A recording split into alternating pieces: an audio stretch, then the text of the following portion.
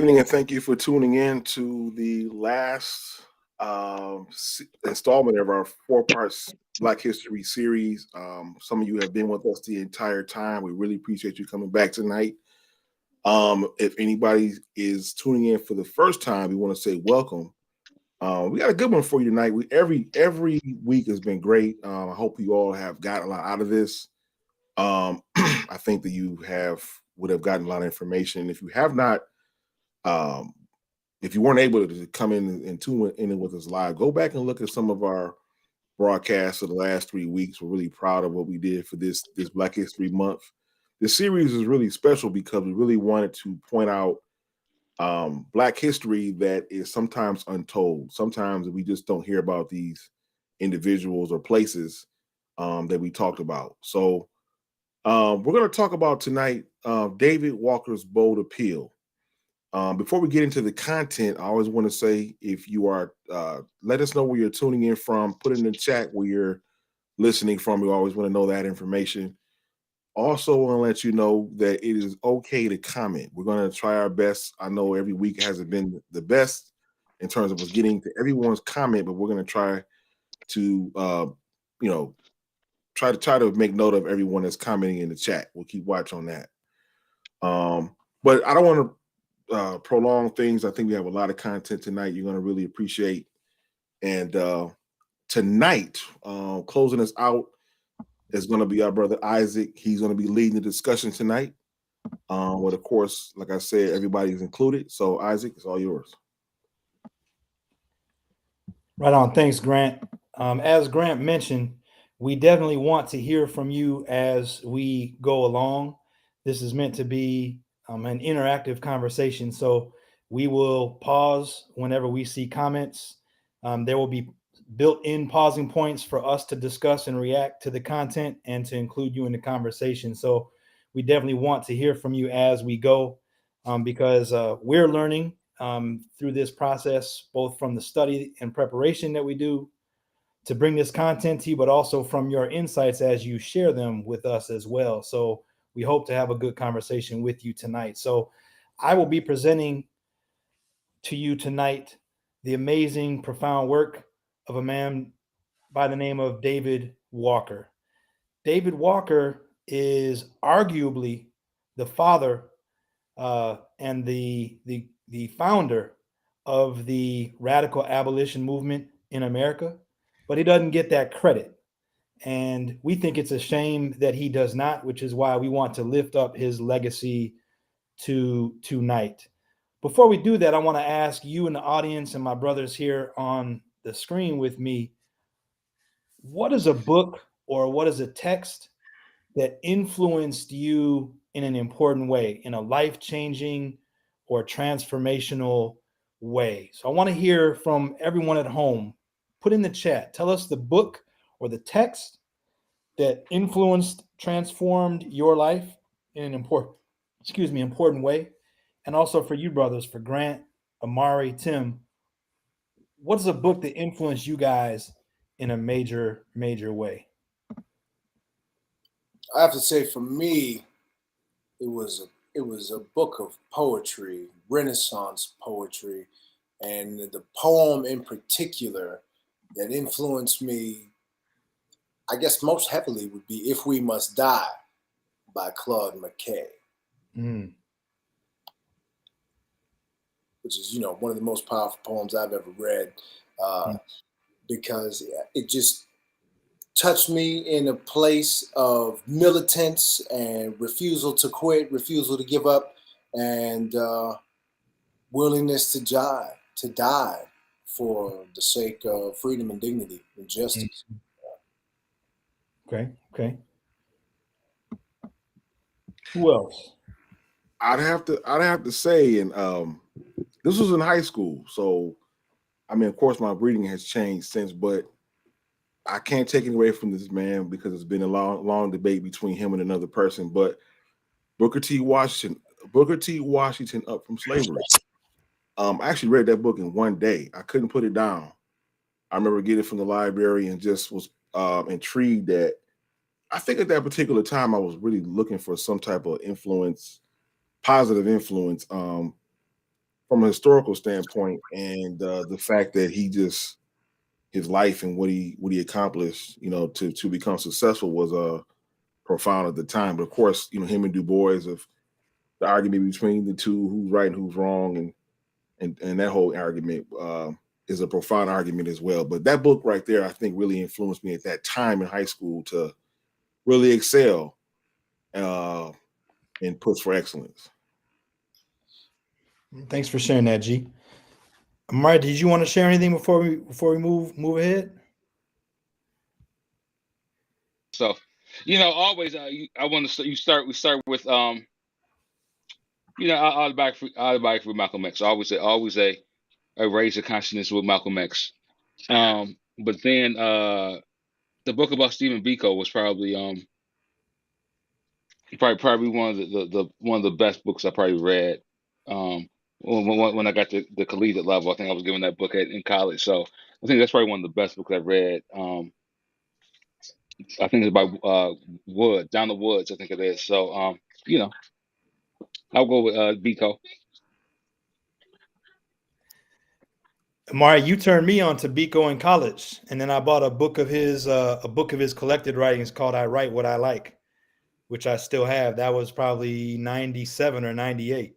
So I appreciate that, bro, for you raising that. And we have some pretty cool comments. The Fire Next Time, Barbara mentions, and then Soul Dad Brother by Jonathan Jackson is what Ramona shared. So those are two really, really terrific books. And I appreciate y'all for sharing those. The reason why I asked that question is because David Walker wrote something in 1829 that was profound and dynamic, and even according to one historian, notorious.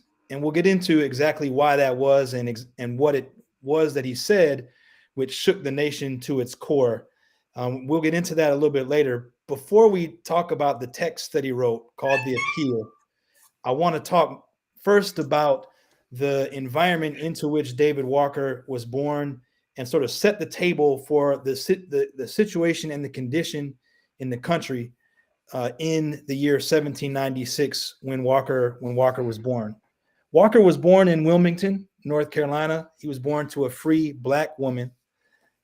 His father was an enslaved Black man whom he never got to know that well, unfortunately. And at this time in the United States, there were just under 300,000 Black people, enslaved Black people in the U.S. 300,000. But going into the early 1800s, that number began to multiply by upwards of 50,000 per year going into the 1830s. So that's a bit about the country in 1830. I want to talk a little bit more about his life in just a second. In 1830, 1829, when Walker wrote his book, his pamphlet, The Appeal, there were a couple modes of thinking around slavery. Obviously, every single state in the South practiced protected slavery. There were still places in the North that instituted slavery as well. Most big cities were segregated in some way, shape, or form. Those who opposed slavery in 1829 and 1830 had a very moderate approach. They felt like slavery was wrong and it ought to get phased out over time. It ought to die a slow, progressive death. This was the mode of thinking of most progressive white people at the time.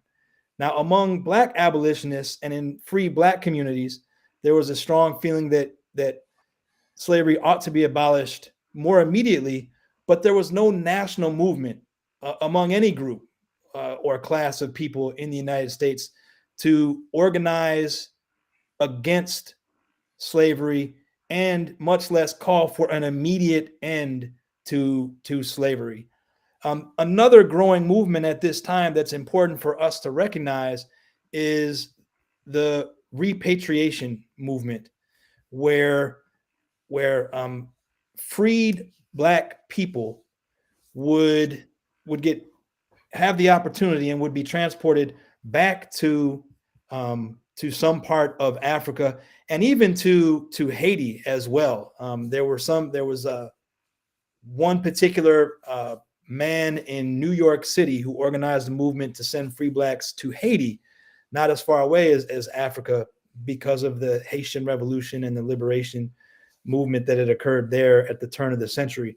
But the repatriation movement was a movement which was gaining traction at the time that David Walker wrote his appeal. It was gaining popularity among moderate, progressive whites, and even among whites who really didn't want to have anything to do with freed black people, and therefore saw this as a way to satisfy both their intentions and goals, and to rid themselves of freed black people, of whom they felt had no place in the U.S. And so I want to paint that picture for you about what the context in which David Walker wrote his appeal. But I want to share a little bit more about his life, just real quick, so we know how it is David Walker came to have the beliefs that he had, and how he came to write the profound appeal, which we will explore in just a second. So he's born in Wilmington to a free black woman, enslaved black man. And although he grew up free and did receive education, learned how to read and write, he still witnessed terrible horrors, the terrible horrors of slavery all around him. One particular case that stuck with him and resonated strongly and traumatized him, frankly, was when he witnessed a son who was forced to whip his mother until she died. And that was an image that stuck, an experience that stuck with him to his dying day. And so from a young age, he came to resent and abhor slavery, in Wilmington, where he grew up.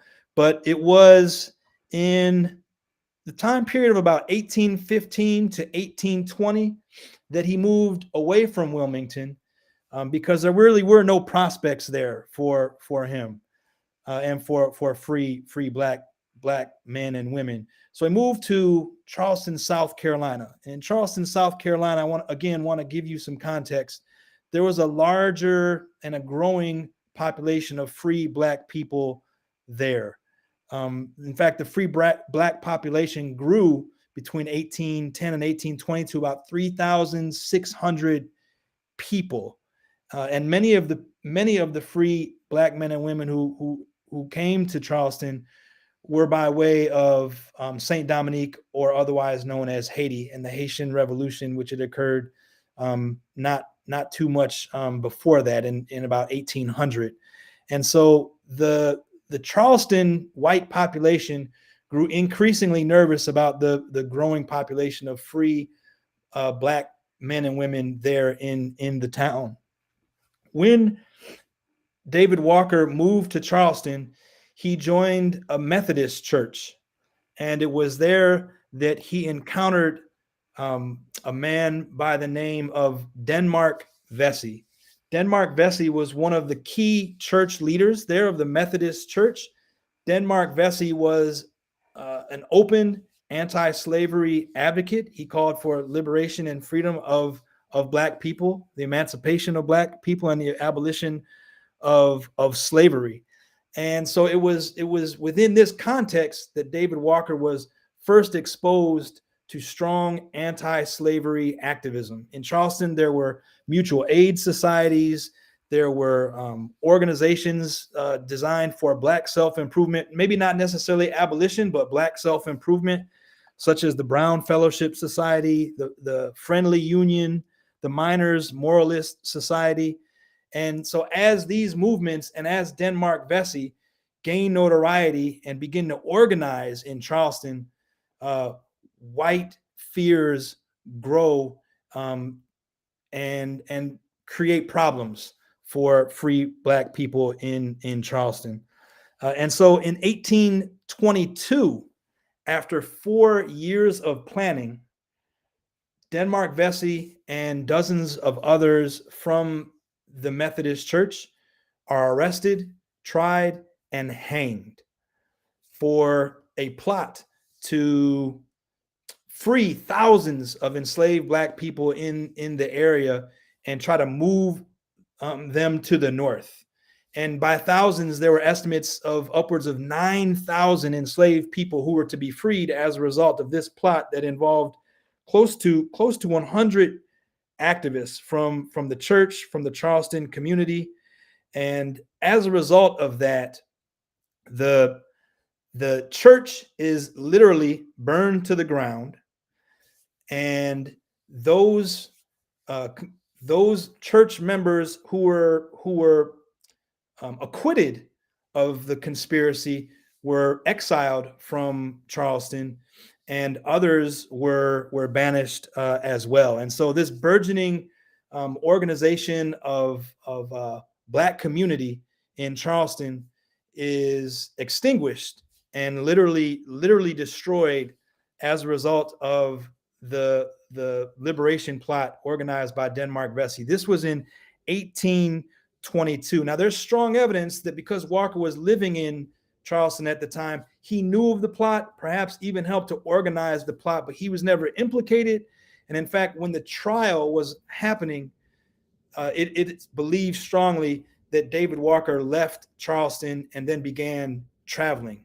One of the places that he's thought to go was to Philadelphia, where he encountered Richard Allen, the founder of the African Methodist Episcopalian Church, which was affiliated with the church in Charleston.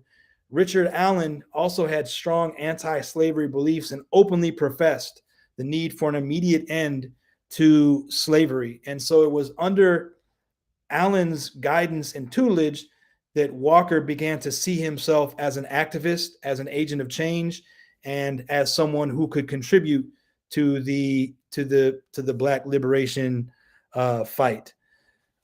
So one thing that I glossed over that I wanted to call back out to is the fact that in Charleston, one of the reasons why Walker left was not only because of what was happening there, but because of some of the new restrictive laws, which were orchestrated as a result of the Vesey affair.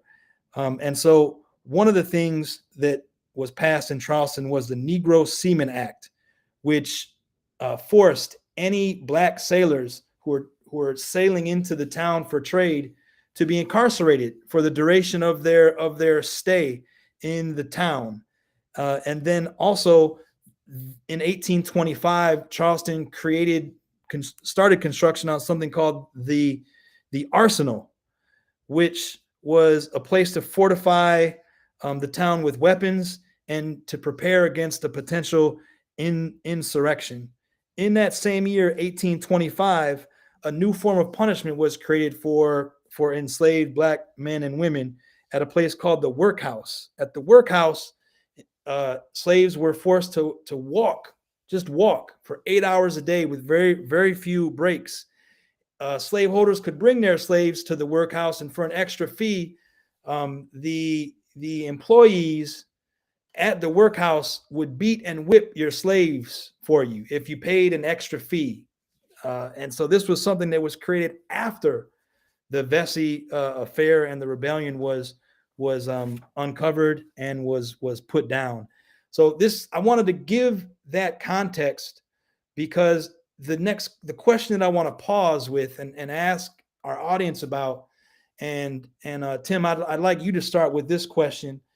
In Walker's early life, we experienced white rage in response not only to protest, but to Black prosperity and Black joy.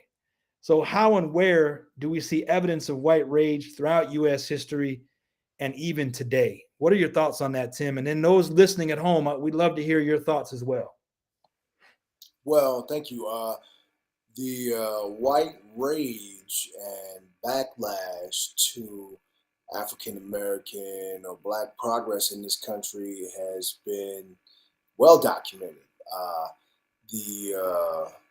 After the Civil War, the Reconstruction period, but even before that, with this town that you've discussed, that is white rage taking shape. That is a white lash taking shape and destroying a Black community because they are angry that Blacks could prosper, that blacks could proceed in this society without the beneficence of white society. Uh, Oscarville, Seneca Village in New York, all communities that were destroyed by Tulsa, all communities that were destroyed by marauding, rampaging terrorists because of the white rage phenomenon. So yeah, it's history is replete with the stories of white rage in this country and destruction of black progress. So yeah, that's an excellent point. It's an excellent point. What do y'all think, Amari, Grant? Any additional thoughts? And also in the audience, we'd love to hear your thoughts. We'd love to get into some of your reactions so far and thoughts on what you've seen and heard or the question.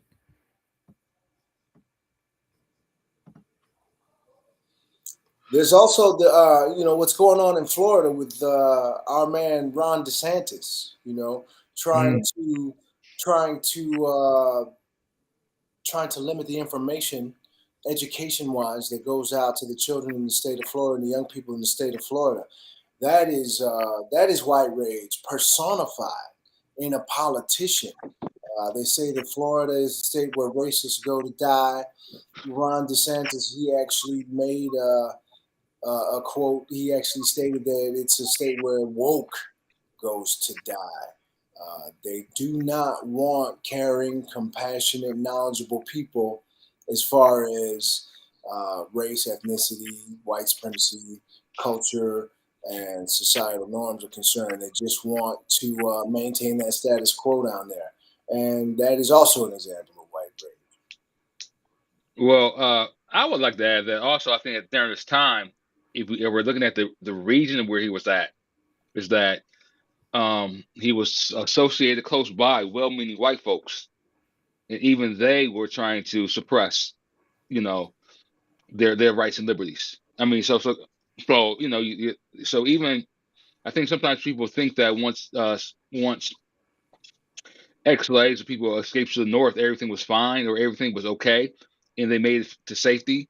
But at the same time, there was still some level of suppression there. I mean, if we're not even thinking out of what he wrote or even now, it was white people then that had rage towards what he was speaking. Long as black people stayed in some place that was beneath them, it was totally okay with. Well said.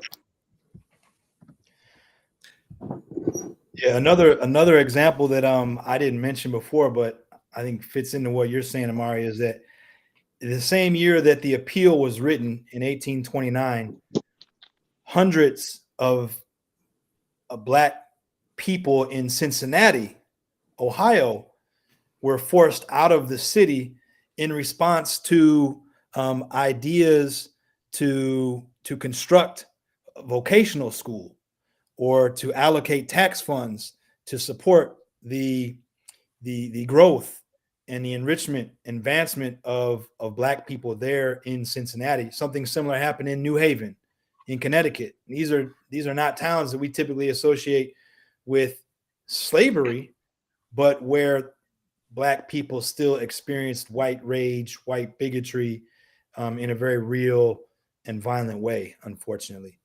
Grant, I was go ahead, Amari. I want to say, keep in mind, years later, we got to remember Lincoln didn't have any of that level of respect for African ex-slaves either. Mm-hmm. Keep in mind, like I said, he said if it came to saving the Union, he had to make a choice. So keep in mind, so even the president that we hail as being the savior, the liberator of slaves, he would have he would have slipped them off to save the Union. So that level of what we think that conscious of great white people, it wasn't there yet, or wasn't as many as we may as history tells us that it was. Mm-hmm. Yeah, check out what Ramona said. Right on. Hey, Ramona, we can attest to that as well. Ramona, you're doing much more serious online work than we are. But we can relate to that maybe to a lesser extent. But we appreciate what you're doing for sure. I think Amara, that and people tend to get upset when you raise that topic. You know, Abe Lincoln and his views on black people. But it's important to recognize that even at the founding of this country in 1776, John Adams and the signers of the Declaration of Independence, some of them wanted to take a really strong position against slavery then, to their credit. But there were so many other people who were engaged in the so-called revolution who were staunchly opposed to any discussion of abolition, that they made the choice then that national unity was more important than the freedom and liberation of enslaved people in America. And so, contrary to getting upset when we talk about Lincoln and the choices that he was willing to make to keep the Union together, there's evidence that goes back almost 100 years previous to that. Yeah.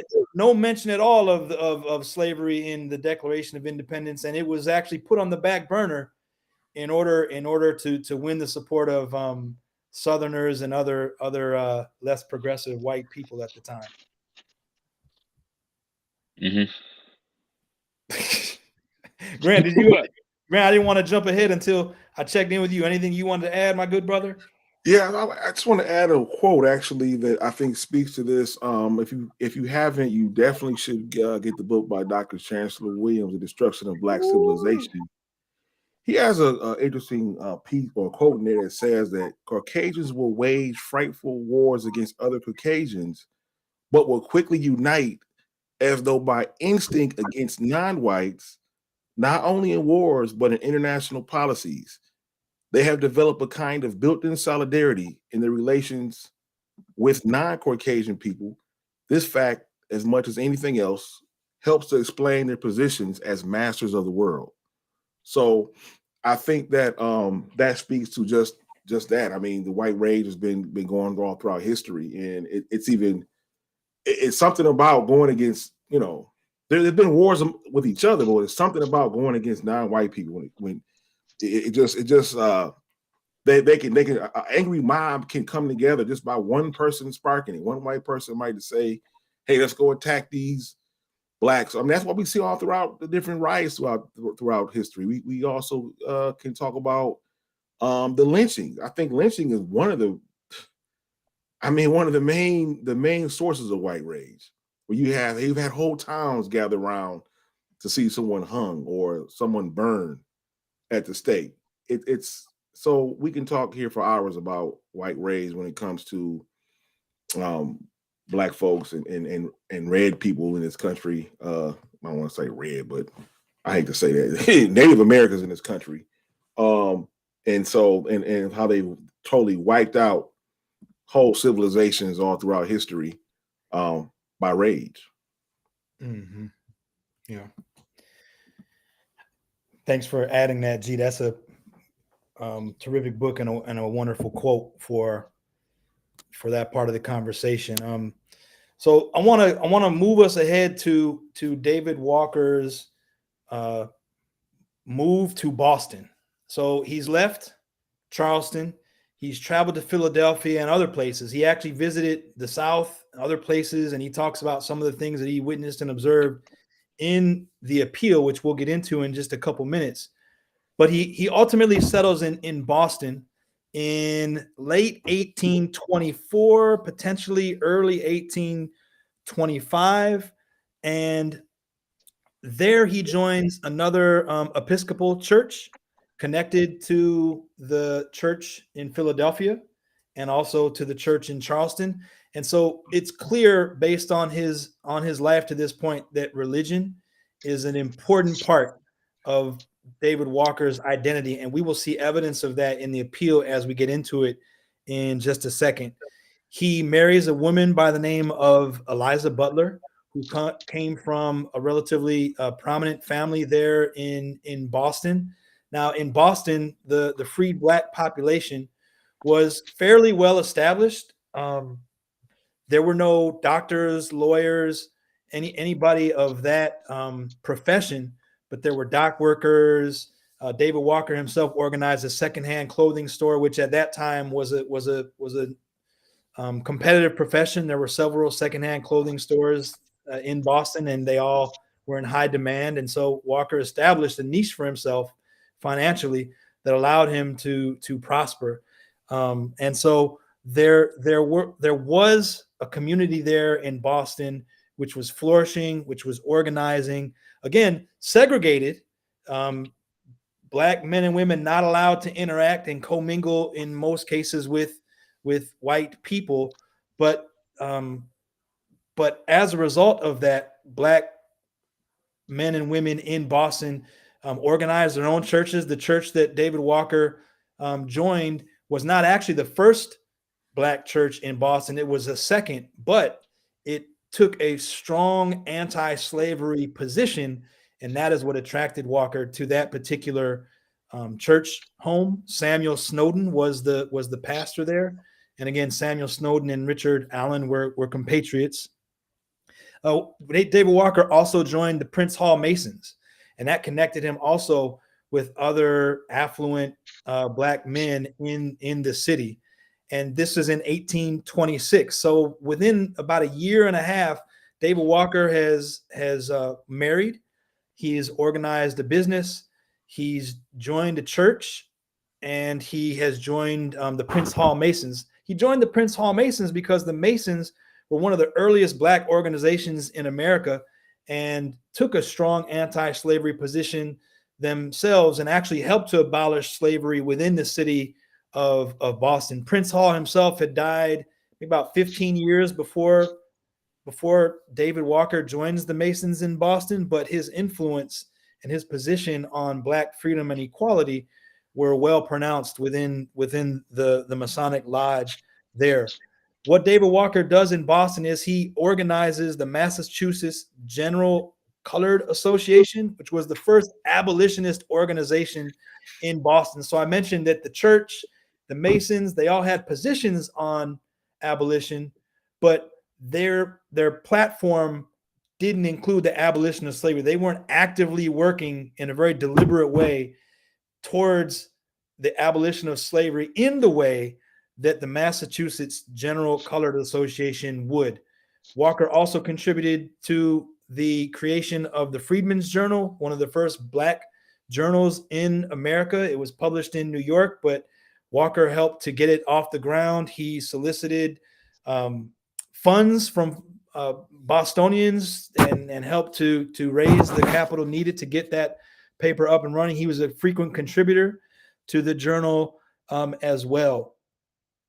And so by the end of 1828, David Walker has become one of the leading, if not the leading voice for abolition in Boston.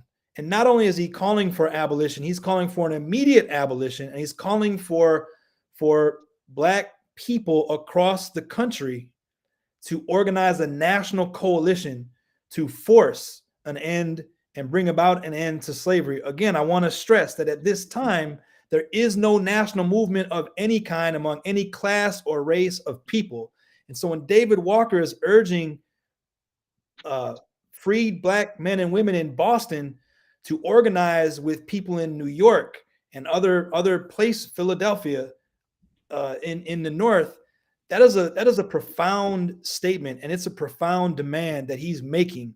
And it was one that many people turned their noses up at and dismissed, because they did not think that it was possible. And there were many prominent Black people at that time, Black leaders, who were saying, we need to work on self-improvement. We need to do what we can as freed people to improve ourselves morally and spiritually so that we can assimilate into white culture. This was also a prevailing thought and attitude at the time, and Walker will address that in his text. So here's a cityscape of what David Walker's storefront might have looked like. This is the area where David Walker's where his shop was located. It was located right on the docks there in Boston.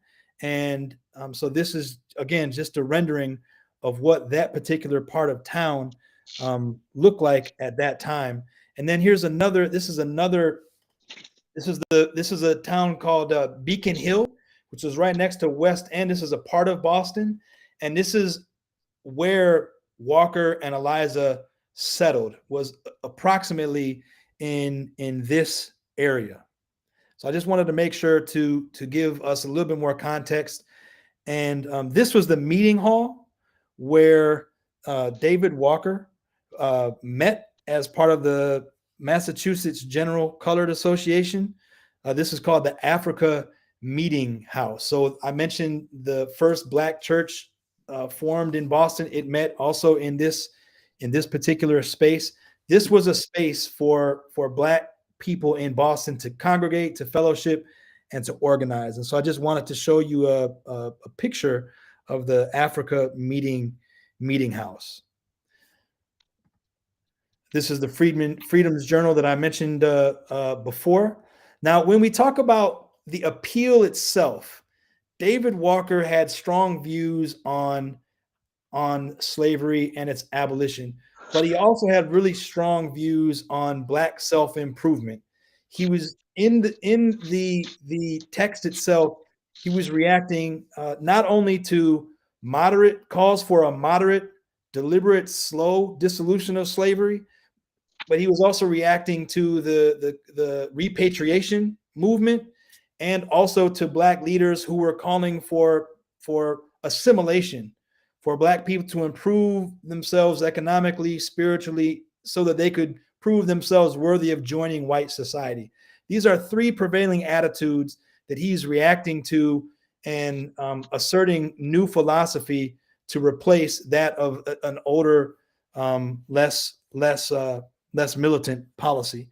So when he went about writing the appeal, he had support from people like John Brown, who put up money to help him publish not only a first edition, but a second and a third edition as well.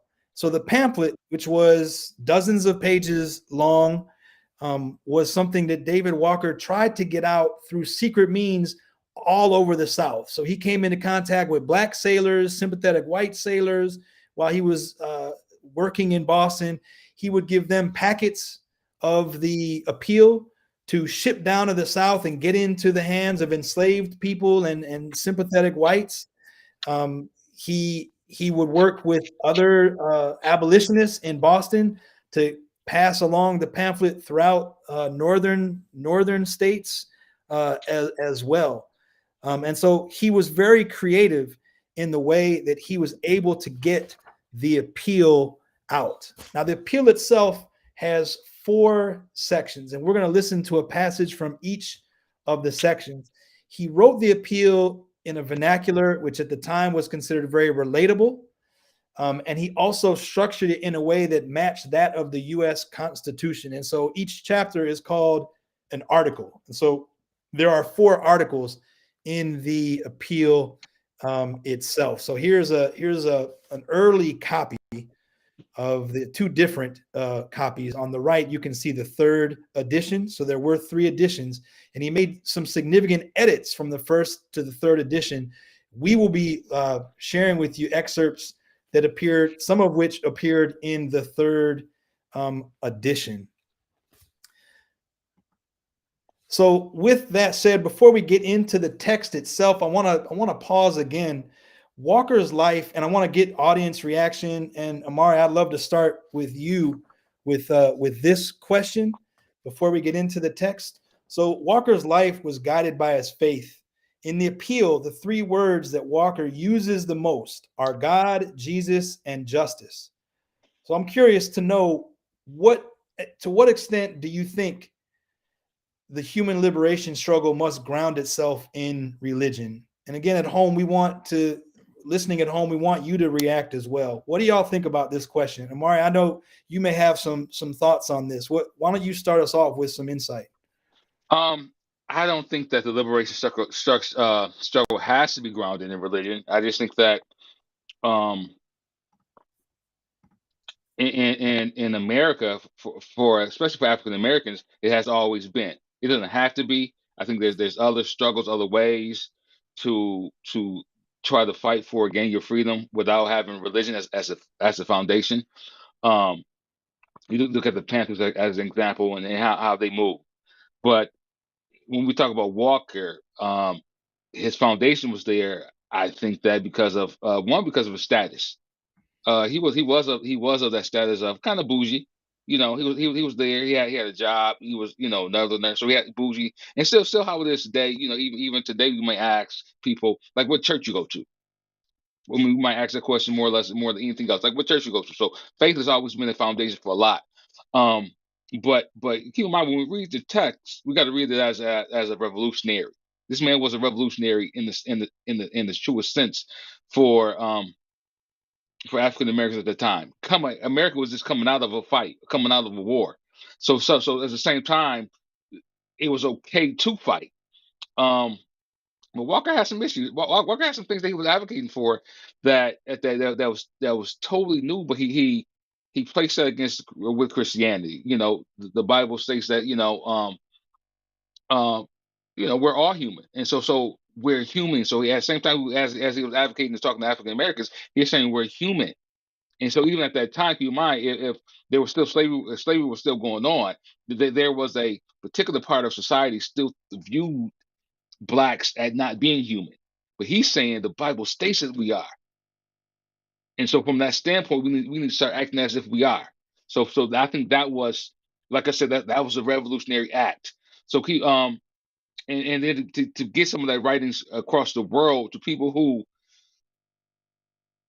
that type of thinking was new. As we kind of what we discussed a little bit last week and last few weeks, the Christianity was watered down, and during that time was given to slaves as a way to be docile. Now these writings were coming to the people as a way of you are human. You're the Bible allows you to do certain things, to be a certain way. Like at the same time it goes, and if you read any of the Bible, God is always on the side of the downtrodden. He's always on the side of the meek, and He's saying, "Listen, so as we fight, and keep in mind, so we really talked about fighting too. As we fight, and God's on our side, and so um,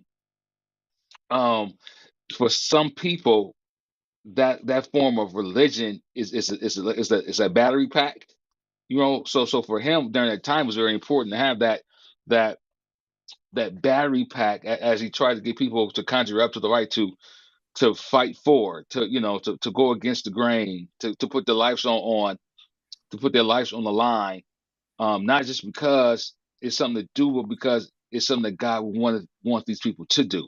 So I think that for him during that time, religion was humongous, was a humongous thing. But to answer the question, I don't think it's needed. I just think that for some, it's a wonderful thing as a motivator to maybe take that next step, for some things.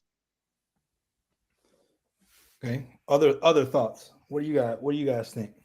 I had a thought. I think what he did, which is much like what people do today, is use the parlance of the time. I mean, he was a deeply religious person, and he used the logic and the principles of Christianity against his oppressors. So this is what your religion states. This is what the Bible actually says, but this is what you're doing. So he used the literal text and the literal messages of the Bible against his oppressors as a way to shame them and illustrate to the rest of the country and the world that they were hypocrites in the Yeah. highest sense of the word, and to illustrate their hypocrisy using their own religion is really a brilliant move. It's really something that's very, very bold, and hence the name. The I mean, book. he did that also with the Declaration of Independence, right? With the whole Constitution, he goes into you know the life, liberty, and the pursuit of happiness thing. Like, listen, I'm a human Mhm. too, so I have that right too. And so, how can you at one point fight the? I mean, come on, I think we're just coming out of war, coming out of a fight, right, for liberty, and how can you at the same time, within the same breath, suppress somebody else's human rights? So he used that too against in the appeal to, like you said, to shame people, or it's the same people to counter white supremacy, with the text. What you So got, Grant? Danica says that it agree doesn't need to be grounded in religion, in my opinion, to move forward meaningfully. Each person needs to find their own ground, but work toward the common goal. Empathy and understanding are key. I want to look on the other side of the coin of this to say that I would say that it is needed. But that particular, especially that particular time, you got to understand that this was, the United States was founded on religious principles. And we all know that, of course, the slave masters taught the slaves Christianity, and there's an argument with that. But being the fact that's what happened, that's a historical context. That is what really grounded them in survival, to be able to lean on something, to be able to push through, to get to the great hereafter. Some might say, to get to the pearly gates. If I can just get through this life, I can get to the other life of happiness and freedom. And we also know that the church was monumental in the civil rights era. If you want to go a little fast forward past this, the church has always been a meeting place, a way. Even at the time of the slavery was a time where they would speak in code to escape. The civil rights era was a meeting place where that's all they had. That's where all the meetings were held at, was in the church.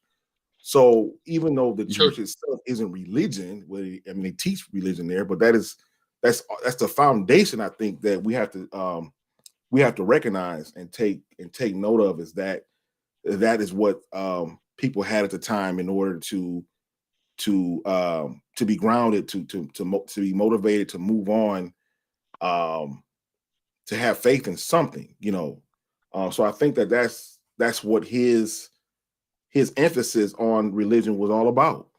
Well, this is just what my life work is. This is what I'm living for. This is my life work, is to teach and preach Christianity.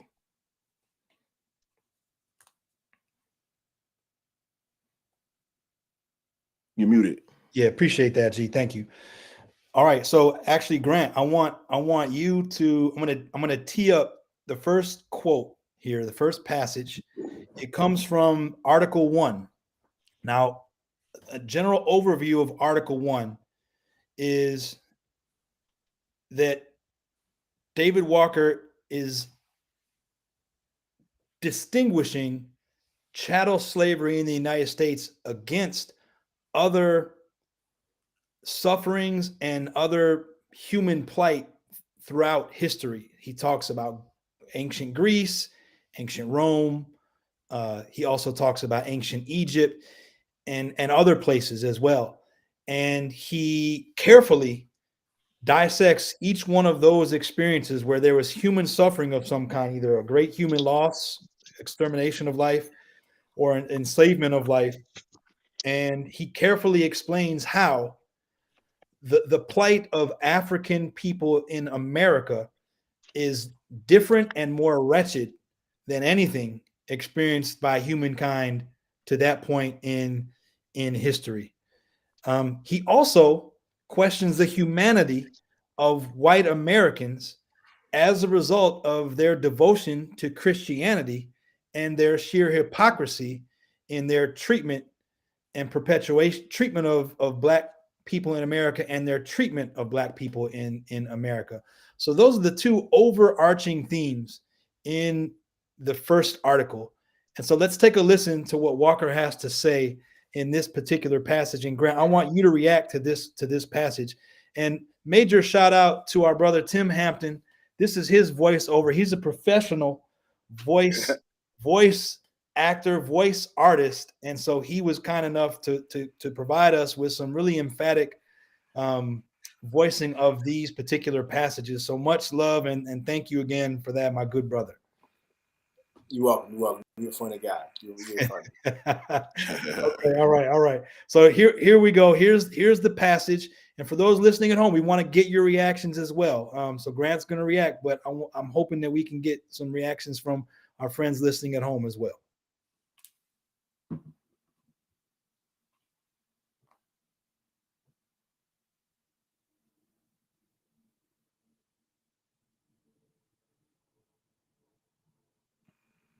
Now, suppose God were to give them more sense. What would they do? If it were possible, would they not dethrone Jehovah and seat themselves upon his throne? I, therefore, advance my suspicion of them. Whether they are as good by nature as we are or not, the whites have had the essence of the gospel as it was preached by my master and his apostles. The Ethiopians have not.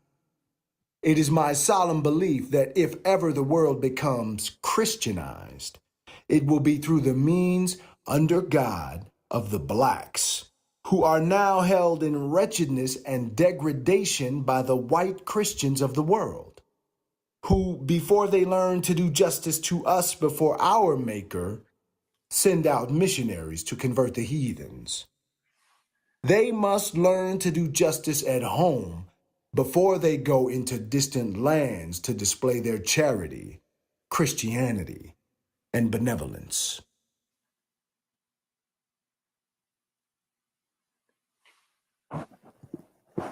Yeah, that's a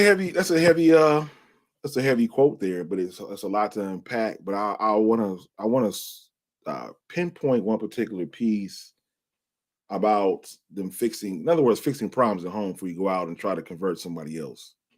Um, do justice among people here before you decide to spread the gospel, and that is what's been done throughout history. Unfortunately, we know that Christianity that has been tampered with. We know that it has been twisted and turned to civilize white folks, but make black people and red people look like the savages, Native Americans like the savages.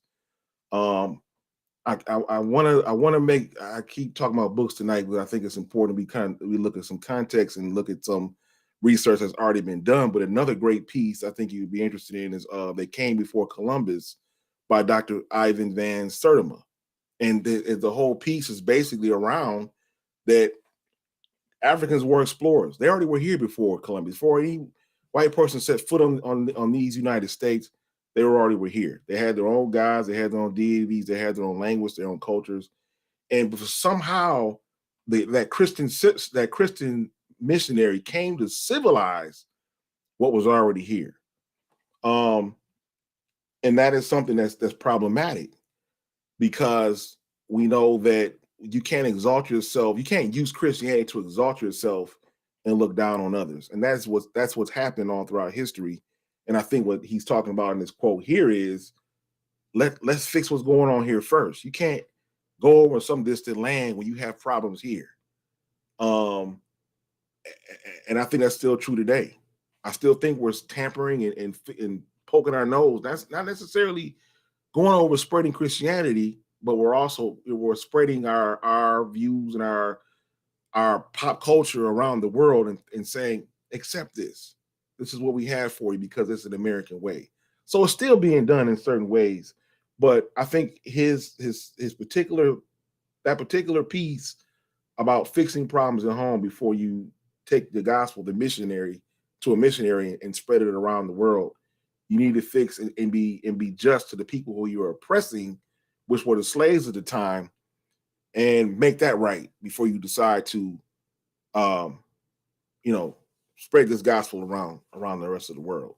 Um, I think the other part about the piece, is the fact that he is sort of critically looking at, I think in this particular statement, his own religion at this particular time. I think he's kind of questioning his relationship with Christianity right here.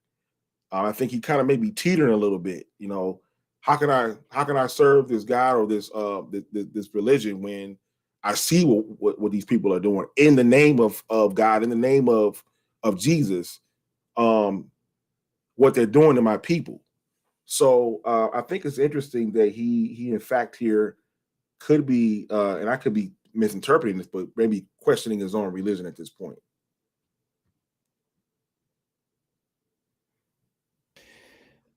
I think definitely what you're onto there, G, is he's questioning the religious faith of white people. intensely. And so when he talks about when he openly questions the humanity of white people in 1829, when almost nobody in the country is talking about abolishing slavery in any sort of immediate fashion whatsoever, that is an incredibly profound, bold statement to make. And he's calling white Christians hypocrites.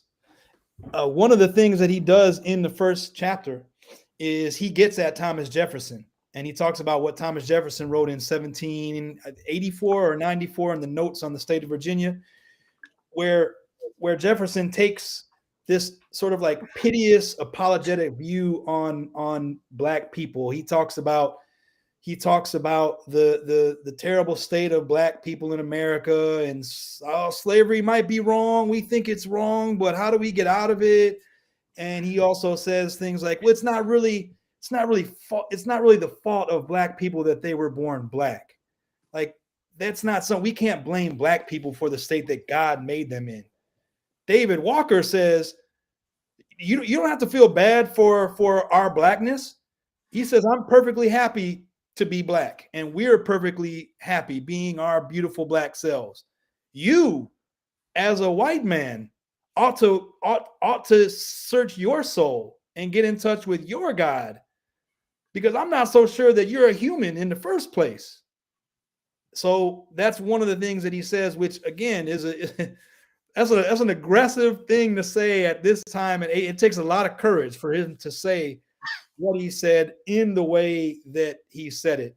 And so Cody has a statement here, a comment here about morality not being separate from religion, and that it's not needed to perpetuate humanitarianism, and that in fact Christianity has sort of undermined the cause of humanitarianism in the world.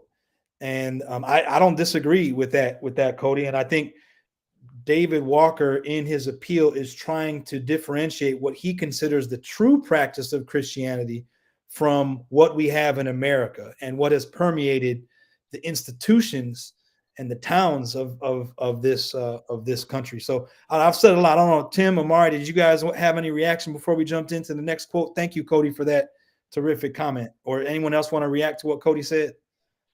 No, go ahead. No, we can go forward. Okay. All right. Sounds good. Let's listen to the next quote. This comes from Article 2.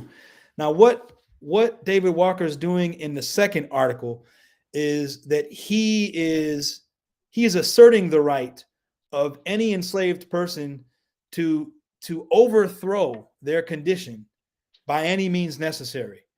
And he's also suggesting that there's an element of black ignorance that is undermining and taking away from what could be a powerful movement for black liberation across the country. He's speaking about some of the assimilationist leaders and some of the religious leaders who were calling for temperance, moral uplift, religious focus, and so forth. So this quote that we've prepared sort of gets at both of these two ideas and encapsulates both of them. So Tim, I'm hoping that you can react to this passage after we hear it.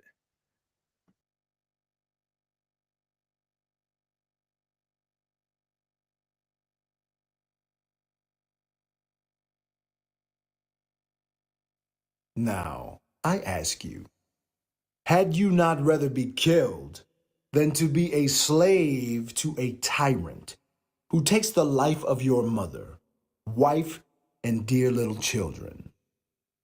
Look upon your mother, wife, and children and answer God Almighty. And believe this, that it is no more harm for you to kill a man who is trying to kill you than it is for you to take a drink of water when thirsty. I met a colored man in the streets a short time since with a string of boots on his shoulders. We fell into conversation, and in course of which I said to him, what a miserable set of people we are. He asked, why? I am completely happy. I never want to live any better and any happier than when I get plenty of boots and shoes to clean. My objections are to our glorifying and being happy in such low employments. For if we are men, we ought to be thankful to the Lord for the past and for the future. Be looking forward with thankful hearts to higher attainments than wielding the razor and cleaning boots and shoes. Your full glory and happiness, as well as other colored people under heaven, shall never be fully consummated, but with the entire emancipation of your enslaved brethren all over the world.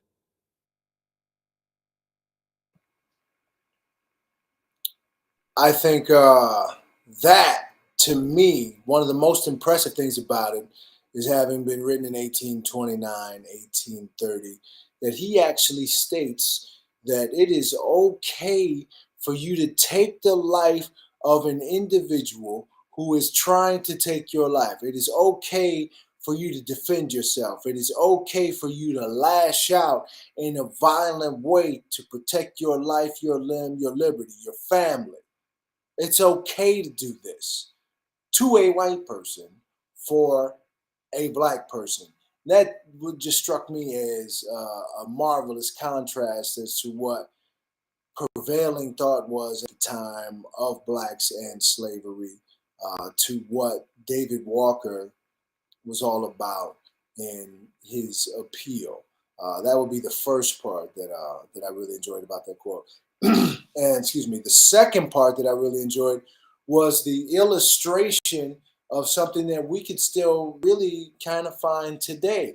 This glorification of lower status in life sometimes, or the glorification of lower levels of culture and kind of lowbrow things, and the responsibility of black and brown people, people of color in this country, to improve themselves and their situations by any means necessary. It is not for us to glorify cleaning boots and wielding the razor. It is not for us to glorify these low positions that we had in society.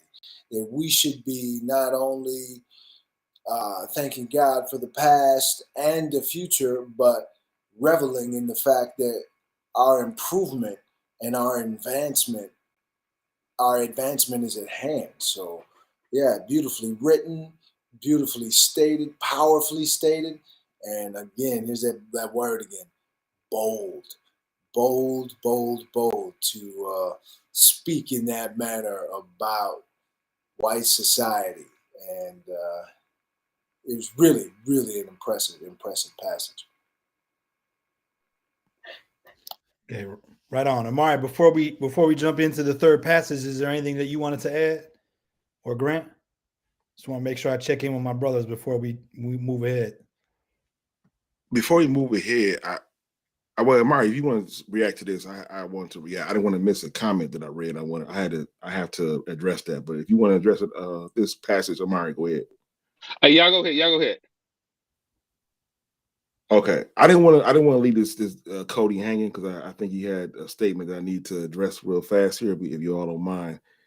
I said I would also not trust Ivan Van Sertima as they came before Columbus. His claim is that the Olmec were of African origin and not supported by archaeological evidence. And worse, it acts to negate the accomplishments of Native American people. Actually, that statement could be further from the truth. That the Olmecs definitely were of African origin, but he also talks about in that particular piece, and I'll be quick. He talks about the similarities between Egyptian civilization and Native American cultures. We often forget about the Incas, the Aztecs, and the Mayans. They have very similar gods. They have very similar Egyptian-like worshiping areas. I mean, we call them pyramids, but in pyramids, they acted as burial grounds that we think of, but then also we know that the Mayans had other purposes but they were similar structures. But anyways, read the book, man. There's a lot of similarities between that he's saying that he does recognize Native American cultures. When we think of Native American, we also have to recognize that these are the Americas. So South America, North America, there's a lot of similarities there. And by all means, the Olmecs were definitely of African origin. If you look at the colossal stone heads, they depict an African man, and most of the ones we've seen with wide noses, they have cornrows. So just do your research. I don't want to leave you hanging there and to suggest that people shouldn't read that book. I think you definitely should. Anyway, go ahead. Okay, sounds good. Let's get it, and that's a conversation that we can continue another time or offline too. So the next section of the appeal, Article 3, is designed to expose the use of Christianity to perpetuate and uphold slavery. So, Amari, I'm hoping that you can jump in on this passage and that our audience will react to it as well. But let's get into the third passage from the appeal.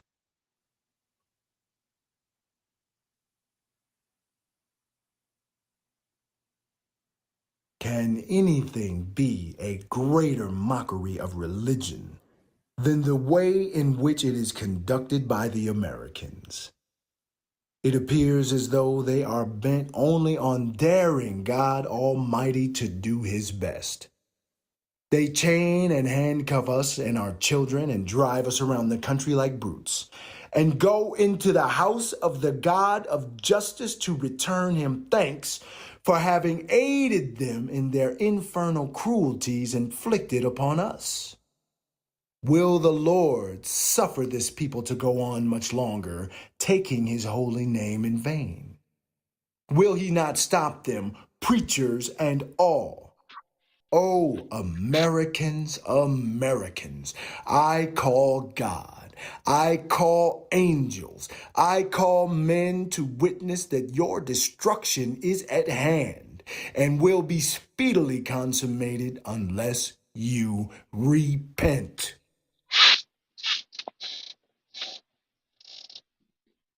Yes. Now, what's the question? Wasn't it a question to go with that, Ike? No, it's just for you to react to. Wow. Well, one thing is that outside of just the words, I think like Tim was been saying is that the decade or time in which this was written. Keep in mind, this is how early it was for a African American to be writing this revolutionary talk. Um, but at the same time, he's questioning, and like Tim said earlier, also the hypocrisy.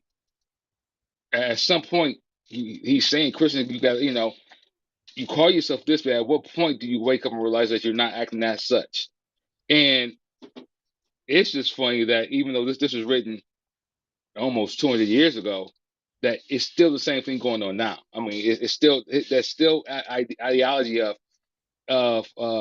from a theologian from a theologian standpoint. If let's really look at the text, let's look at the text of what God has written. Let's look at the text of Jesus Christ is living his life, and how are we living our lives comparative to those. And when we do that, we realize that we're not on both sides. Now, keep in mind on both sides, but as a side of the oppressor, he really has to adjust and really have to look at their lives, and that's what he says: repent, repent. You got to look at your faults. You got to look at things that you're doing wrong. At what point do you wish to walk like me? At what point do you wish to call my name and say that you're like me? And then you realize that when you look at the things that you're doing in your life, you realize that you're not acting in such as if the word says that you should be doing. So, man, who this man? Who do you think he is, man? One point you gotta look at that. Who do you think he is, and why is he right like this? And you realize that why Texas banned. You realize that what the nation was worrying about, what could happen, and reading these type of things. I mean, it's powerful. It's really, really, really powerful.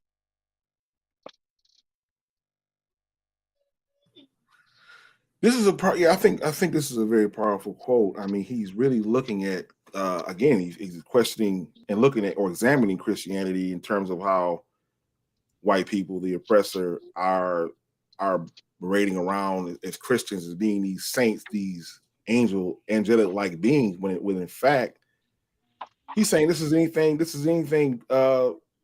further from the truth. I mean, you all are basically making mockery of this religion. You're taking our children, you're taking us around, and as he says, in chains and handcuffs, driving us around the country like brutes. And he's basically saying, you keep doing this, you're going to be destroyed. If you don't actually repent, if you don't realize what you're doing is wrong, if you don't unchain us, if you don't realize that having a slave is wrong and it's not of God and it's not of Christianity, then you need to repent or you're going to be destroyed. So, I mean, yeah, he is to have the audacity at that particular time to address this, but what he's saying is correct. He's saying that you can't, how dare you call yourself a Christian, really, when this is what this is what you're doing to the people, to a group of people in this country, and yet you're, ruling with one hand the Bible and with whips in the other hand. So, I like this quote. I really think it really does allow you to examine what was going on at that time and examine how people use Christianity for their own good, how they use it for their own as a tactic, I should say, than what it really does stand for. And honestly, it's definitely has happened throughout history and have turned a lot of people away from Christianity because of the hypocrisy.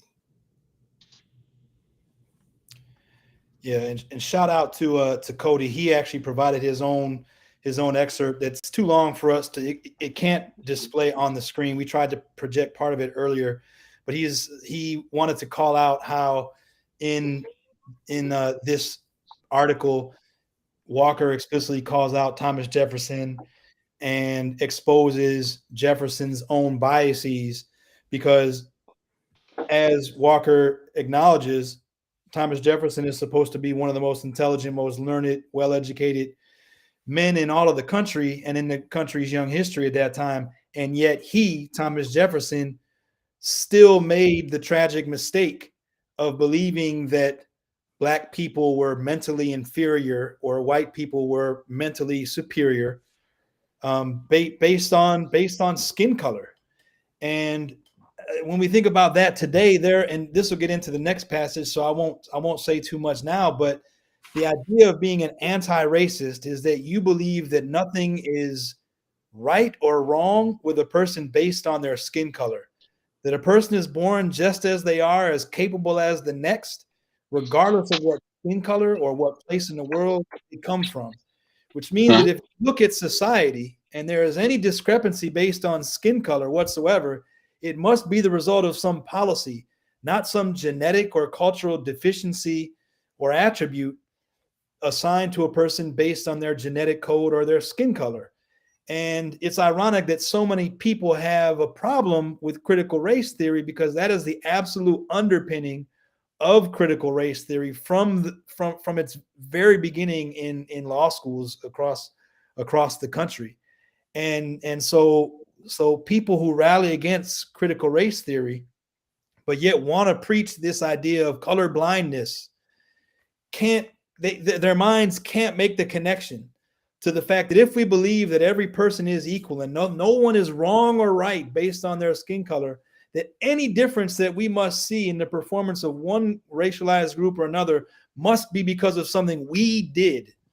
It's beyond them to accept because of their own racialized experiences and socialization, in the same way that Thomas Jefferson in the 1780s and most of his contemporaries at that time were impacted. So this next quote, let's get to some comments after we react to this last quote that we have. I see Dina dropped a comment. We'll get to that in just a second. I really want everyone's reactions to this final quote. So let's play that now and then move ahead with the other comments that I see there in the chat.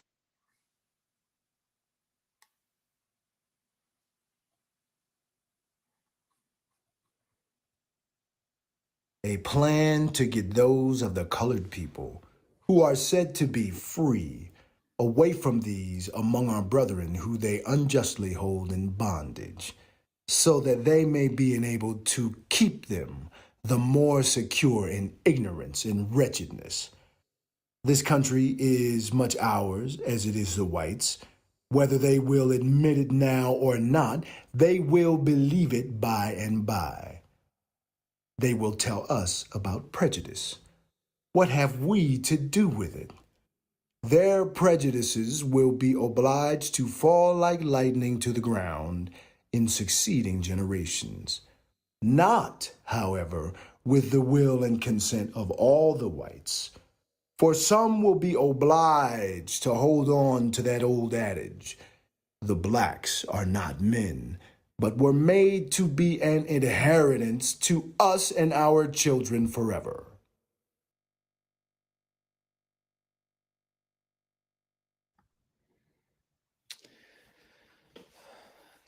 So I guess the first thought that comes to mind for me there is how David Walker describes the repatriation movement, that whites who were spearheading this movement were deeply interested in moving out of the country, free black men and women, in order to continue to perpetuate a condition of servitude and slavery among enslaved black men and women. That if enslaved black men and women saw freed black men and women succeeding, working together, organizing, that they themselves would desire to be free. And so the repatriation movement for many was a way to actually protect the institution of slavery, not necessarily any other well-meaning intention or motive.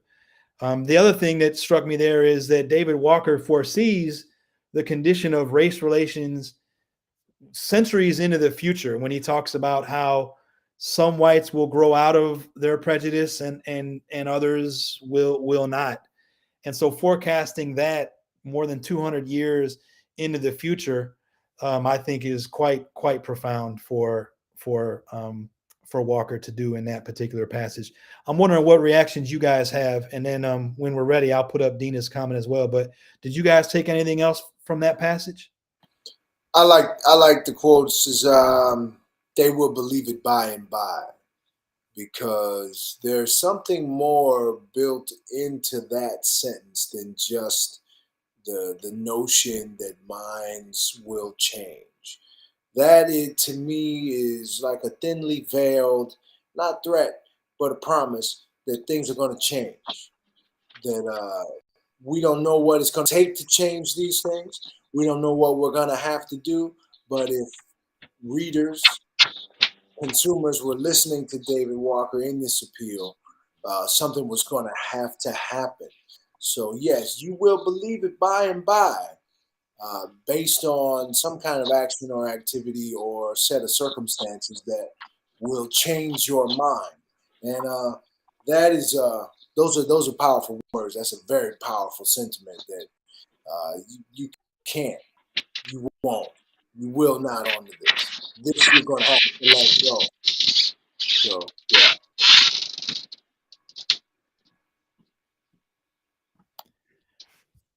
Amari, did you have any reactions, or Grant? No, sir. Okay, Grant, you want to how about I know you've been monitoring the chat. You want to react to what Dina said here? Yeah, there's still racism in Christianity. There's still complacency in our black leaders and people. How do we pick up where our ancestors left off, especially since history is now recycling? I want to leave that question. I think we're going to actually address that with our last question of the discussion. But I do want to react to what you're saying about there's still racism in Christianity. For certain, there is. I mean, the most segregated day of the week is Sunday, where we have completely white congregations and completely black congregations. In fact, it's still operating like a plantation in many ways, and that's unfortunate. And people still will say and still believe some of the verses that the black race is cursed, using an incorrect verse that had nothing to do with their lineage, but also had something to do with that particular story at that time. So you're right, and that's something we need to we need to continue to address. And our black leaders, I mean, who are our black leaders? I mean, let's really be honest about it. We don't have the leaders that we had in the past. We've said this many times on this show. that we are looking, again, we do this for a reason. We're looking to inspire someone. We're looking for someone to be that next leader, that next person that we haven't seen in the likes of Dr. King and the likes of Kwame Ture and the likes of even David Walker. So, I mean, we're looking for that next person. And I think that's something we all have a job to do and take part of. I'm sorry, we got one more. How do we approach people that tell you to get over your history because it did not happen to you? What do y'all think about that? I think that is. I love that question. Yeah, I love I that think question. Thank you, Pam. that's a great question. I think it is stupid, for lack of a better word, to tell someone to get over your history or disconnect yourself from your history or somehow disregard any portion of history, because you cannot learn, you cannot grow, and you cannot proceed unless you understand what came before. The reason we know how to build a bridge that won't collapse is because we studied that process in history. The reason we know how to build a building that won't fall down or a road that won't wash away is because we studied the history of those particular types of activities. So for a person to say, get over it, it didn't happen to you, I could make the same argument for Christianity or the Confederacy or for the Alamo or for World War One or World War Two or all the so-called world wars, all these things that we celebrate and glorify from the lie that is the history of white supremacy. No one's asking them to get over that because it didn't happen to them. No one is asking white supremacy not to take pride in the victories of world wars and all these things that they really take credit for accomplishing. So for a person of color to be told, get over slavery because you weren't there, is really kind of an ignorant misnomer to me. I would like to add with that also. See, every time dealing with, especially who we are as humans, you act you that type of response goes to when you don't think anything is that person is a human. So it's like illogical. It's an illogical thought process. Imagine asking a Jewish person to forget about the Holocaust, right? Imagine that. Imagine asking forget about all those things happening, right? Imagine the same time as that we have to forget about. We can't. I mean, America cannot forget about years and years of free labor, right? The foundation of what how America runs capitalism is based on years and years and years of free labor. So we have ran the world because of, at some point, we had free labor. So imagine other countries, other countries saying the same thing to us. You guys only are in this position because of what you've done, right? And so that sentiment keeps coming. Forget about it. It didn't happen. But how can somebody not look at their history, whether it's good or bad? It's logical to ask somebody to forget it, to make it seem like it didn't happen. Good or bad, it doesn't make any sense to not think about not to think about the importance of it, or good or bad. Like I said, it doesn't make any sense. Um, doesn't make any sense to not include it into our everyday lives. Real quick, we want to get into one more question for you. I mean, one more comment before you move on. Cody says, I guess it depends on what they mean by your history or get over. I think it's better to address the issue of secondary traumatic stress and how it can be traumatized to learn about historical abuse of other people, in particular when it's people like you. That's really great. That's a really great quote for several reasons. I think when they say your history, uh, they mean the history of black and brown people that they really don't consider real history. I've sat in many history classes, African American studies classes, diaspora studies classes, and I've heard the comments from white supremacy come from the back of the room and say, when are we going to study some real history? Or, when are we going to get past this and study what actually happened or what actually mattered, So, yeah, there is a notion of our history and their history, which is really unfortunate because it is just history. It belongs to no one and it needs to be learned from by everyone. So, yeah, I think your history and get over are two phrases that they apply specifically to the cultural other and not to themselves. White supremacists, I'm talking about. Yeah, and that's why they're pushing critical race theory. They want us to definitely get over it and forget about it. But we're not going to go there right now. Let's go on. Let's go on. Okay.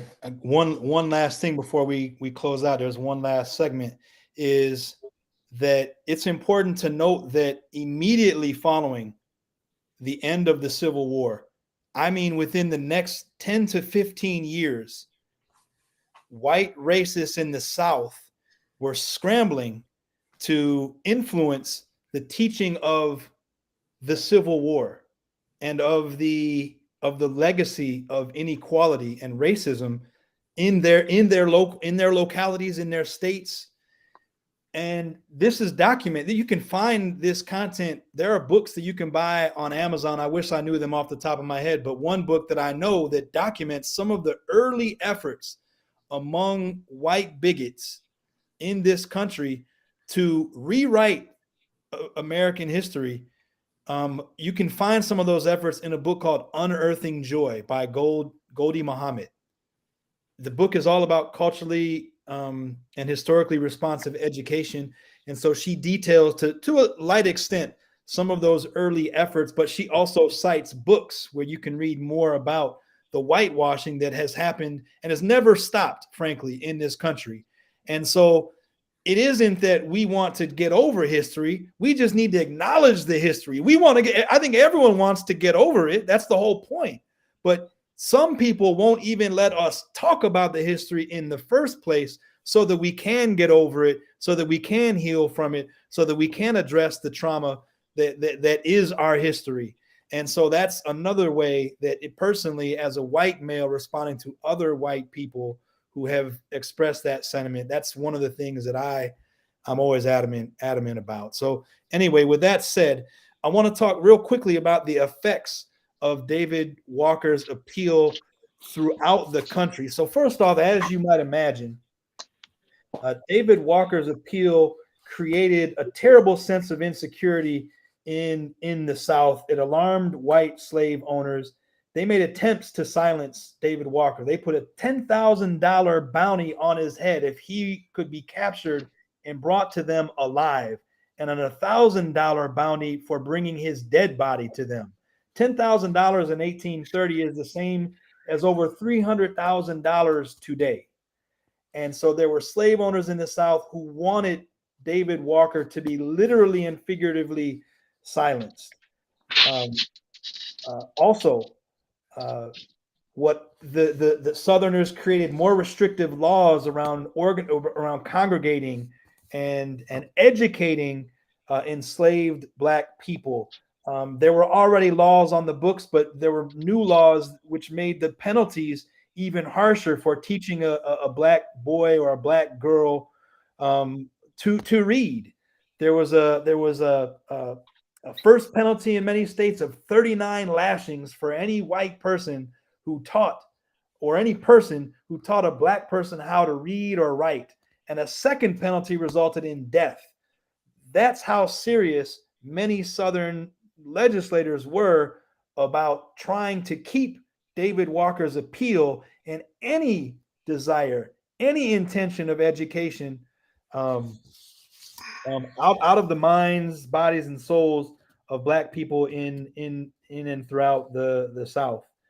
And so these kinds of laws existed in places like North Carolina, Georgia, Louisiana, in particular. Also, through the 1830s, Southern states began to limit the freedom of the press. And I'll talk more about that in just a second, because David Walker's appeal created a new sense of urgency around the immediate abolition of slavery. And as a result of the work that he did and the writing that he did, folks like William Lloyd Garrison and others organized national movements. Within a couple of years of the publishing of Walker's Appeal, the first National Negro Convention is held in Philadelphia, and there were 12 such gatherings of Black leaders between 1831 and the end of the Civil War. This was exactly the kind of movement that David Walker was hoping to perpetuate and compel in writing the appeal in the first place. And so this more urgent position on slavery was adopted by many well-meaning whites and Blacks who had already been engaged in the abolition struggle, but in a new and more urgent way. Here are a couple of examples of the petitions that were put forth to U.S. Congress following Walker's appeal for an immediate end to slavery. Because these petitions were arriving in Washington daily, in the offices of legislators, especially Southern legislators who controlled Congress at that time, they created a set of gag rules, making it literally illegal to petition Congress for any reason related to the end of slavery. So when you hear the term gag rule, the gag rules were initiated in the 1830s in response to ongoing activism and petitioning to end slavery. Another thing that I want to point out is that unfortunately, David Walker died in 1830. He died days after his 1-year-old daughter passed away from pneumonia. David Walker is said to have passed away from tuberculosis himself. Now, of course, because of everything that Walker's appeal stirred up, there have always been suspicions that he was somehow murdered. I wasn't able to discover any evidence of that in my research and prepping for this, but there were suspicions that he was in fact murdered. His daughter died, and Walker unfortunately gets sick and dies several days later. Walker does not live to meet his son, who was born after Walker's death. This is a picture of Edward Walker, who grew up to be a lawyer in Boston. He was the first Black man to be represented in the Massachusetts State Assembly in 1866, and even ran for president. He grew up, he led a successful career as a lawyer. He continued his father's work towards abolition. So I wanted to make sure to show you a picture of him. And then this is a picture of Maria Stewart, who lived near David Walker in Boston and was inspired by David Walker's activism in Boston and by his appeal. Maria Stewart, Black woman, was the first woman in history to make any public speech, political speech whatsoever, and the first woman to speak publicly against slavery. This happened as a result, in part, because of David Walker's appeal. Also, I mentioned already the liberator. Here's William Lloyd Garrison. He is credited himself with being the father of the abolition movement, but it is a falsehood to suggest that William Lloyd Garrison is the one who sparked the national liberation movement, because he was compelled by David Walker. William Lloyd Garrison did not agree with everything that David Walker said in his appeal, but in the first issue of the Liberator, which you see here, Garrison did publish many parts of the appeal itself. So those are a few of the things that I thought were important for us to. Oh, one more. Nat Turner's rebellion occurs in 1831. Now, there's no evidence that Nat Turner, who was an enslaved Black man in I believe it was Virginia, there's no evidence that he read or saw Walker's appeal, but it occurred right on the heels of David Walker's third edition being released. And Nat Turner's rebellion also created a stronger sense of urgency around the immediate abolition and need for the immediate abolition of slavery. Here are examples of other pamphlets and publications that were released following Walker's appeal. And then here's a picture of Henry Highland Garnett, who republished David Walker's appeal in 1848 in support of the Free Soil Party, which was organizing to ensure that the newly acquired territories that the United States conquered during the Mexican War were entered into the United States as free states. And so Garnett published the appeal in support of the Free Soil Party movement towards free states out west, and that renewed interest in Walker's appeal and helped militant abolitionists through the 1850s to compel a stronger sense of urgency around this important issue. And so, with that said, Grant, I'm wondering if you wouldn't mind reacting to this question now after hearing about its impact both in the 30s and then on through the rest of the next couple of decades. So what do you think Walker's appeal should mean to people who are committed to the human liberation struggle today? And how do we properly honor Walker's contributions to freedom, justice, and equality? So I'm interested to know what our audience thinks, but Grant, why don't you take the first try at that one? Yeah, I think that, looking at his life and his legacy really should influence people to look at themselves who are in this particular struggle, whatever the struggle you're in, whatever fight you're in. Man, I mean, this is a perfect example of somebody who persevered through so much, who contributed so much, who was so bold and really stood up for his beliefs no matter what, to the point of they had a bounty on his head, which is unbelievable at that particular time, how much money they're willing to give to see him his reward to be captured and killed. It's unbelievable. So, but that's the impact he had. And it speaks to how we can definitely keep his life and legacy alive. And that's not even trying to be deep or anything, but just to honor him by continuing in his work, whatever capacity you might feel you're being led to do. And again, I've said this earlier, but this question really is based around really why we do this. We're really trying to, not just David Walker, but anybody that we speak on, the many people that we presented on that have contributed so much, sometimes going unrecognized. Like, I don't know, we don't really celebrate his work. And it's the reason why we decided to talk about him tonight, because we think that this is somebody that goes unrecognized as a unsung hero, if you will. And we definitely need to honor him, and we definitely need to keep his legacy alive by retelling these stories, but then also looking at his work in a way in which we can apply it to today's struggles. So it really depends on what you want to do. It really is something, if you take some time to do some self-examining, and to figure out how maybe you can even use some of his tactics, or maybe you're influenced by some of his work, and how you can apply it to what you're doing today. And I think many of you who are listening have the call. I think you might be involved in some things already. I think there was a comment there was a question sort of around this question we're talking about now, and I said we'll talk about this. This is what it applies to when you talk about who are our next leaders, or what do we do about finding someone to pick up the mantle.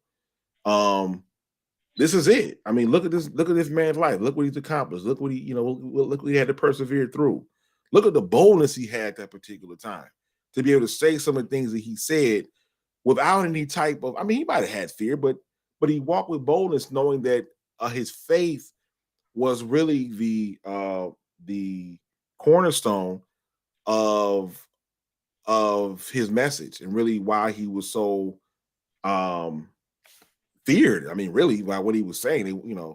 They couldn't believe that this man had the boldness to be able to talk to white people at that particular time and question people's Christianity, and question preachers, and And to say that, hey, if you don't repent, you'll be destroyed, that's just not something that you hear often. So I think that we all have a call, we all have a charge to keep his life and legacy alive. And that's in your own way. So it's really just doing some self-examining. It's really figuring out what you can do in today's world. I think we need to honor him by doing what he said, doing the things he suggested, commanded, demanded, which is push back, fight back, mount some type of effort to defeat white supremacy and racism on their faces. Fight back, move. Move is a word that he used. Make moves, do things. Stop waiting for God to fight our battles. He was a devout Christian, but he was not prepared to sit back in the Christian tradition that was pushed upon his contemporaries to let God sort it out. He wasn't prepared to do that, and I think neither should we be.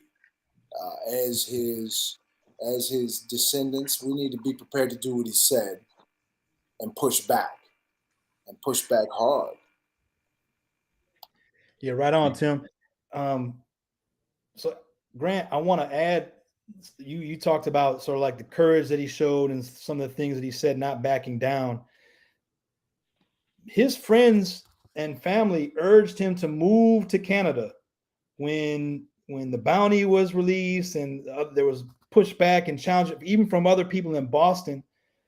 It was getting heated for him, and he refused to move. They said you can go to Canada, in Canada, and you can continue your work from there. He said, someone must die in this cause. These are his words. He said, I may be doomed to the stake and the fire or the scaffold tree, but it is not in me to falter if I can promote the work of emancipation. And so I echo what Tim said and what Amara said. I think the word bold was used intentionally when it comes to David Walker and this appeal. And so I think a good check against your own actions, whatever they may be or wherever they may be, is, am I being bold? Right? Am I pushing this as far as I could? Am I being as bold as I need to be? And so I think that's one good thing. Amari, I'm hoping to bring you in for just a second. What are your closing thoughts there, Amari? I think some of that's just it. I think that, like I said in the beginning, we got to look at his work as being revolutionary and take that for what it is. So, to how Tim said it, I think he put it all into great words of time to act, time to do. But it's something that Grant was saying too. Is like, I mean, that revolutionary spirit is in so many of us as watching. At the same time as that, I think that if we all act together, sometimes we can probably get a little bit further. But man, I mean, I didn't know, right? And so if anything else is like somebody said, forget your history. Um, how can you forget when you don't even know it, right? So from that standpoint, I think that's why I was just thinking, like, we don't even know. This first time, I heard of this cat. Yeah. Not not. I mean, totally hidden. Because you hear about Denmark Vesey and and him, but still, like his revolutionary speak is like, man, willing to die, and that's what was somebody's going to die. He was willing to say, it's me. It's either gonna be me or them, and using his faith as the foundation of that. I mean, you got to be willing to live for something. I mean, guys, I didn't know, man. I didn't know. I truly didn't know. So out of that, I guess I'm saying is that it's still more learning to do, and then from those learnings, it's still more these type of things. These type of people motivate us to do more, to be active activists in different in different ways. If he could be as bold, they got the word again. He can be as bold then, like that. We can be. We can take the same type of heat now. We can bring that same type of heat now. Mm-hmm.